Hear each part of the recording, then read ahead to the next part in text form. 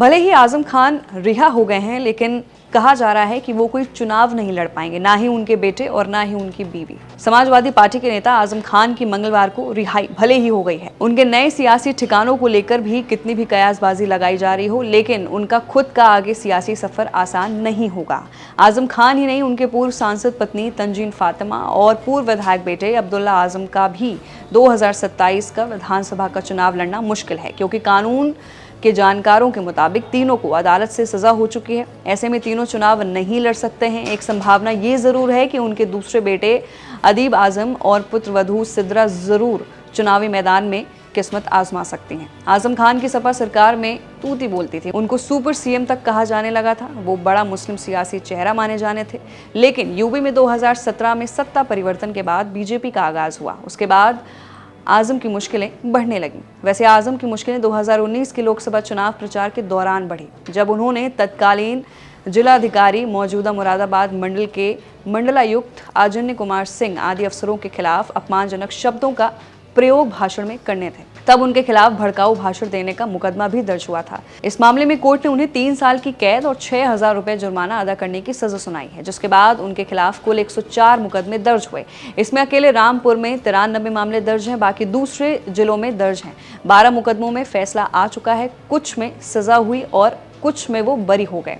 सभी मामलों में उन्हें जमानत मिल चुकी है, इसलिए जेल से रिहाई हुई मुमकिन हो सकी। इतना ही नहीं, उनके बेटे अब्दुल्ला आजम और पत्नी तंजीम फातिमा पर भी एक के बाद एक कई मुकदमे दर्ज हुए। अगर चुनाव आयोग के रिकॉर्ड पर नजर डालें तो 2022 के चुनाव तक आजम, बेटे और पत्नी पर 165 केस हैं। हालांकि आजम पर कुल 104 केस दर्ज हैं। आजम खान को 2022 में भड़काऊ भाषण देने के एक मामले में अदालत ने 2 साल की सजा सुनाई थी, जिसके बाद आजम की विधायकी चली गई थी। मशीन चोरी, सड़क रोकने, फर्जी जन्म प्रमाण पत्र, डूंगरपुर जबरन बेदखली केस में उनको सजा हो चुकी थी। वहीं बेटे अब्दुल्ला आजम को भी कई केस में सजा होने के बाद उनकी 2 बार विधायकी जा चुकी है। तंजीम फातिमा को भी पति और बेटे के साथ सजा हो चुकी है। कानून के जानकारों का कहना है कि ऐसे में तीनों फिलहाल कोई चुनाव नहीं लड़ सकते हैं, खासकर 2027 का चुनाव वो बिल्कुल नहीं लड़ सकते हैं।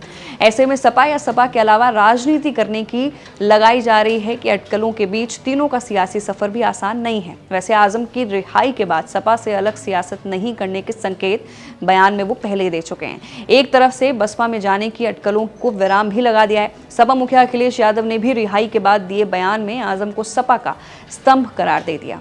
सरकार बनने पर मुकदमे खत्म करने का ऐलान भी कर दिया। मुकदमे कराने वालों की जांच करने की भी बात कही है।